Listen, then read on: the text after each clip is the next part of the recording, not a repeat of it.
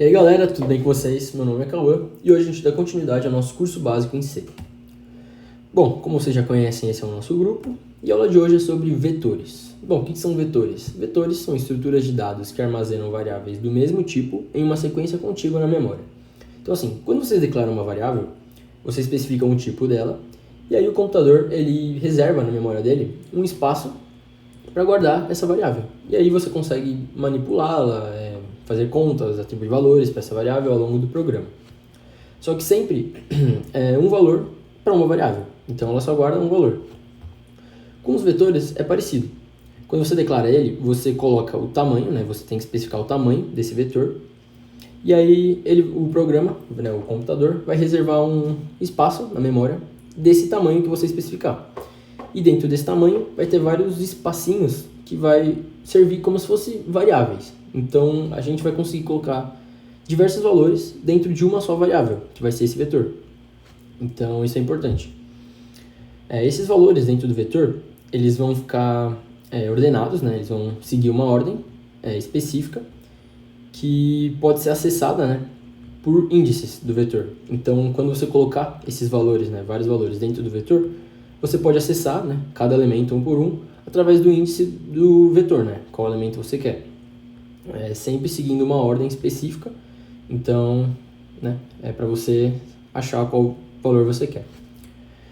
Bom, os tipos de dados eles são basicamente iguais os dados normais, de variáveis simples, como tipos de inteiro, float, char, e a declaração dos vetores também é parecida. Vocês colocam o tipo, então se vocês quiserem um vetor de elementos inteiros, vocês especificam, int, aí vocês colocam o nome do vetor, que vocês escolherem, e aqui, entre colchetes, vocês colocam o tamanho, que é a quantidade de elementos que vai ter dentro do vetor que você escolher. Bom, para acessar o vetor, cada elemento do vetor age como uma variável independente, não sendo possível acessar todo o vetor. Então, assim, por mais que ele guarde todos os elementos dentro dele, não tem como você, por exemplo, fazer um printf no vetor e printar todos os elementos. Você vai ter que especificar cada elemento dentro dele. Então, você vai ter que, por exemplo, fazer um printf em cada um dos índices do vetor e tratá-los como se fossem variáveis independentes, realmente. E tratar cada elemento como variável de nome, o nome do vetor e o índice. Então, cada elemento vai ser com o nome, no caso, que você deu para o vetor, só que com os índices diferentes, específicos para cada um, na ordem que você colocou. O índice de cada vetor é mantido da forma que foi atribuído, importando a ordem. Bom, aqui é um exemplo de declaração do vetor. Aqui é um vetor V, o nome do vetor é V, e ele é do tipo inteiros. Então, o x é a quantidade de elementos que tem dentro dele, e esses elementos vão ser elementos inteiros. Uma coisa importante dos vetores é que assim, aqui você coloca a quantidade de elementos que você quer colocar dentro do vetor, Só que os índices dos elementos, eles vão de 0 até o tamanho menos 1. Então isso é importante na hora que você for usar cada um dos valores dentro dele, você saber que o primeiro elemento, por exemplo, é o índice 0. Assim por diante, o índice 1, 2, 3, tudo mais até chegar no valor que você especificou. Por exemplo, se for um vetor de tamanho 10, ele vai de 10, quer dizer, de 0 até 9, que é 10 menos 1. E o último elemento, para acessar ele, você vai acessar com V9. Então, aqui o número 10 vai ser só para mostrar a quantidade de elementos que vai ter dentro do vetor. Mas nos índices, o 10 não é usado. Bom, calma. Aqui é um exemplo de declaração do vetor. Aqui eu declarei o vetor números e com inteiros. E tem dois tipos de declaração. Então, se vocês quiserem já, logo na declaração, preencher os valores do vetor, vocês não precisam colocar o tamanho desse vetor, porque o computador já entende que a quantidade de valores que você preencheu é o tamanho do vetor, que no caso aqui é 5. Ou, se você não quiser preencher já logo no começo, você pode só declarar o vetor. Aqui eu declarei, o vetor números de tamanho 5 com valores inteiros. E depois dessa declaração, eu fui preenchendo um por um. Então, lembra que a gente falou que tem que tratar cada elemento do vetor como se fosse uma variável independente? Então, nesse caso, se eu quiser preencher com esses valores, por exemplo, eu tenho que colocar cada valor dentro de cada índice, né, do vetor. Então, como se fossem variáveis diferentes aqui. Então, nesse caso, o vetor tem 5 espaços, então não é tão grande, mas quando fica muito grande, vai ficando difícil de você ir preenchendo um por um desse jeito. E aí tem jeitos mais econômicos de você fazer, que é o que a gente vai ver já já. Mas aqui um exemplo que vocês não podem, por exemplo, acessar um elemento, um vetor direto, vocês precisam acessar o elemento específico. Então aqui, por exemplo, que eu quis printar na tela um dos valores, eu especifiquei que eu quero o elemento do vetor que tenha o índice 2. Então aqui o de índice 2 é o que está na terceira posição, no caso, que é o 5. Então quando eu pedir para printar aqui, ele vai printar o número 5. Aí, número 5, que é o elemento que está de índice 2, aqui, 0, 1, 2. Então é isso, só para vocês verem funcionando. Né?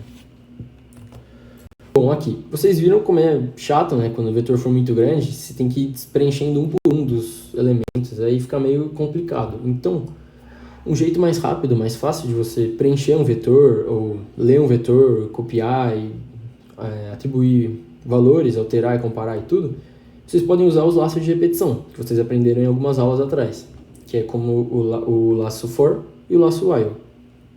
Eles são muito úteis para manipular os vetores, porque assim você não precisa ficar preenchendo um por um.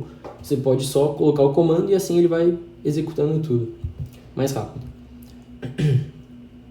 Uma coisa interessante também é aplicar as variáveis como índices. Então aqui, por exemplo, nesse pequeno programa aqui, ele declarou um vetor de inteiros, né? Aqui ele chamou de quadperf, que é de quadrados perfeitos, e colocou 100 no tamanho dele. Então esse vetor de quadrados perfeitos vai ter 100 elementos inteiros. E aqui ele declarou um inteiro cont, que é uma variável que vai ser aplicada como índice no caso. Aqui no for, vocês aprenderam um laço de repetição, precisa ter uma variável para mostrar onde inicia, o limitador, que é onde ela vai parar, e aqui as atualizações do valor dessa variável. Então aqui, utilizando a variável cont, né, ela começa como sendo 0, ela vai até 100, até 1 antes de 100 no caso, né, e vai aumentando de 1 em 1. Nesse caso, você pode utilizar essa mesma variável para delimitar, né, para mostrar qual que é o índice do quadrado perfeito. Então, ao invés de você criar outra variável para ficar preenchendo o vetor e tal, você pode aproveitar essa mesma variável que vai ir sendo atualizada de 0 até 99, que é exatamente os índices do vetor que você vai utilizar. Você pode utilizá-la dentro do índice. Então, aqui ele utilizou essa variável como os índices. Então, e aqui ele multiplica a variável, mas ele não muda o valor dela, porque aqui não está atribuindo, né, para o próprio cont, ele está só fazendo a conta. Então, por exemplo, nesse laço ele vai começar com o cont sendo 0, então aqui o cont valendo 0, ele já especifica que é o índice 0, né, que é o primeiro valor desse vetor. Então, o primeiro valor desse vetor é 0 vezes 0, é 0. No segundo laço, o cont vai ser 1, aí aqui ele vai para o segundo vetor, né, segundo elemento do vetor, que é o de índice 1. Aí aqui 1 vezes 1 vai colocar o elemento 1 dentro. No segundo laço, o elemento 2 vai ser o terceiro elemento do vetor, que vai ser 4, né, o valor vai para ele, e assim por diante até 99. Então é um jeito muito mais fácil, porque imagina se a gente fizesse daquele jeito de preencher um por um, não dá, né, é muito valor. Então usando o laço fica um jeito bem mais fácil de mexer com isso. Um exemplo aqui eu declarei um vetor como sendo notas alunos e eu coloquei 30 aqui no tamanho do vetor. Eu declarei aqui duas variáveis, que é o i e j, e eu pedi para o usuário inserir as notas dos alunos. Então aqui eu declarei como float, porque uma nota pode ser com número quebrado, né? Isso é importante porque se você declarar o vetor como sendo inteiro, por exemplo, e colocar valores float, ele vai truncar, ele vai cortar o valor decimal e vai ficar como se fosse só inteiro. Então é importante vocês se atentarem nisso, para se os elementos forem, pelo menos algum, C de float, ele precisa declarar o vetor como sendo esse mesmo tipo. Então aqui eu fiz um laço para ele começar... Opa, aqui eu preenchi com 3, né? Porque 30 é muito longo, eu vou encurtar para 3 só para vocês verem como ele funciona. Aqui também não teria problema. Aqui você declarar um tamanho maior do que o que você for usar aqui, não tem problema. O que tem problema é vocês declararem um tamanho menor e depois tentarem acessar esse local dentro do vetor que não tem. Por exemplo, se eu declarasse aqui o valor, o tamanho 10, e aqui eu tentasse acessar o espaço, né, o índice 50. Não tem como, ele vai provavelmente colocar sujeira. Alguns compiladores, algumas linguagens até rodam isso, só que ele vai, por exemplo, mostrar uma sujeira, alguma coisa inesperada, né? Não vai funcionar de acordo. Então, nesse caso, eu pedi para o usuário inserir as notas dos alunos e eu inseri 3 notas, que é mais fácil, né? Aí aqui, teve que inserir um por um os índices do vetor e em float. Então, aqui um exemplo. Insira a nota dos alunos, sei lá, 4.8, 7.5 e 9.3. Aí aqui ele mostra as notas dos alunos. Então aqui eu coloquei índice por índice. Aqui trata também com e-comercial, como se fosse uma variável independente mesmo, diferente. E aqui eu coloquei dentro do vetor e eu printei com o mesmo for, né? Aqui eu mudei a variável, só que não precisava, não era necessário. É que eu quis mais para mudar mesmo. E aqui, né, eu pulei a linha e deixei ele printando somente uma casa decimal. E aqui para vocês verem, né, funcionando mais facilmente. Um exemplo. Bom, alguns cuidados. A quantidade de elementos e tipos, eles são declarados ao mesmo tempo e não podem ser alterados posteriormente. Então, o que vocês declaram no começo não vai ser alterado depois. Então, por isso que eu falo que quando vocês vão fazer algo, por exemplo, colocar as notas de alunos, se vocês não sabem quantos alunos tem, sei lá, uns 30, vocês sempre colocam um valor, né, um tamanho para o vetor maior do que o que vocês esperam. É melhor sobrar do que faltar espaço, né? Então, como eles não podem ser alterados, sempre é bom declarar um vetor maior do que o que você acha que vai ser. E o tipo também não pode ser alterado. Então, caso vocês declarem um vetor int e apareça algum valor float, vai dar ruim, né? Aqui, tentar acessar ou modificar elemento fora do vetor com índice negativo ou maior ou igual a declaração causa problemas ao programa. Então, é o que eu tinha falado. Se vocês declararem um vetor com tamanho 10, por exemplo, e tentarem acessar um valor maior, um valor que não existe, ou um valor de índice negativo, ele pode até rodar o programa, mas ele vai ter um comportamento estranho, assim, que a gente não consegue saber o que ele vai fazer, né? Provavelmente vai ter sujeira na memória, vai ter algum valor aleatório, e aí vai dar ruim no programa. E também não é possível ler, atribuir ou comparar múltiplos elementos simultaneamente após a declaração. Então, aqui, né, os cuidados o que eu acabei de falar, né? Por exemplo, se tiverem 2 vetores, você não consegue colocar o vetor, você não consegue digitar o vetor inteiro, né? Você precisa declarar qual é o índice que você está procurando. Então, isso aqui não funcionaria no caso. Isso daqui também não funcionaria, precisaria especificar qual índice você quer. Aqui não é possível comparar também 2 vetores assim, e nem fazer atribuições com vetores, né? Precisa sempre tratar dos índices específicos. Então, é o que eu estava falando até agora, mais ou menos. Isso daqui também, né, se você mandar ele printar um valor 50, sendo que o tamanho dele é 10, vai provavelmente coisar sujeira. E aqui, né, sendo que o vetor é int, se eu atribuir um valor float, ele vai cortar esse 43 e vai provavelmente colocar só o 175. Então, isso pode ser prejudicial em algum programa. Bom, aqui vetores multidimensionais. Os vetores que a gente está falando até agora, eles têm uma dimensão, eles são uma sequência, né, de valores, uma linha, né, são lineares, e tem uma só dimensão. Mas eles podem ter mas de outras dimensões. Eles, por exemplo, matrizes que vocês veem na escola, levando em conta o eixo x e o y, né? X e y dos eixos ordenados. Uma matriz ela tem altura e largura, né? Ela tem as linhas e as colunas dela.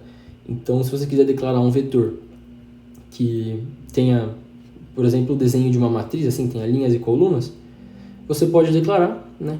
E aqui colocar dois desses parênteses. No caso, a gente só colocava um porque era só uma linha, era um elemento atrás do outro, então não tinha muito segredo. Mas aqui, nesse caso, ele vai tratar como se fosse duas dimensões. Assim como antes a gente estava falando, cada índice, né, a combinação desses índices vai dar um só valor, então cada elemento é acessado através desses índices, e os dados são do mesmo tipo, né, int, float, char e tudo mais. Um detalhe, quando vocês declaram desse jeito, né, a matriz no caso que tem duas dimensões, no computador, na memória, ele não vai salvar desse jeito que a gente imagina, que é os três vetores, um embaixo do outro e tal. Ele vai colocar tudo em seguida, assim, tudo nesse formato, por exemplo. E aí, se você quiser já inicializar com os valores, você precisa colocar desse jeito, que é um parênteses delimitando as linhas, né?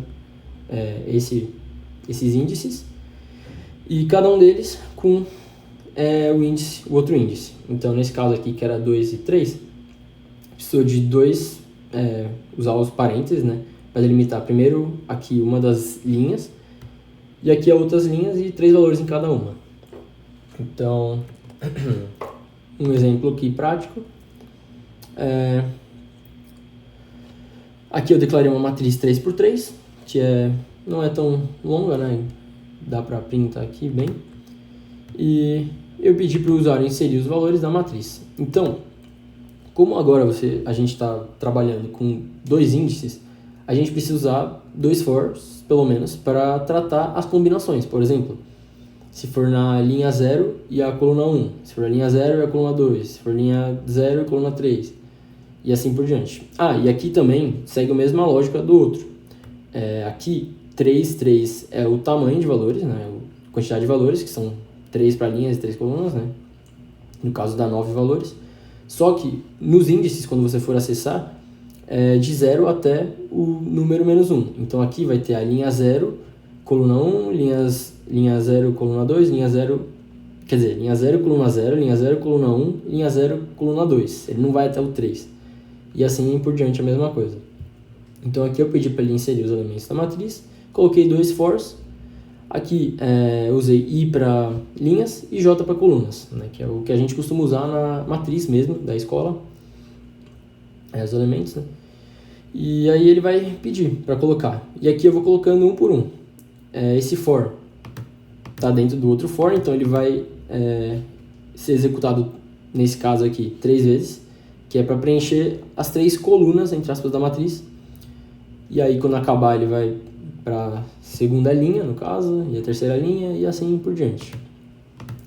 Só que no caso, na memória do computador mesmo, ele está preenchendo tudo como se fosse uma linha assim, zona. Então, por exemplo, se eu aqui preencher e mandar ele printar do mesmo jeito que eu coloquei, olha como ele vai printar.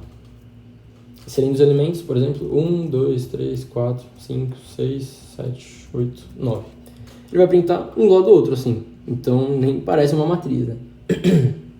Então, assim, ele vai guardar os elementos com esses índices. Só que se você quiser, por exemplo, que ele apareça na tela do jeito que você está imaginando uma matriz, você precisa manipular, né? Colocar os espaços e tudo para que ele printe do jeito certo. Então aqui ele vai printar os elementos, coloca um espaço do lado dele, né? E aqui esse for, entre esse for e o outro, né?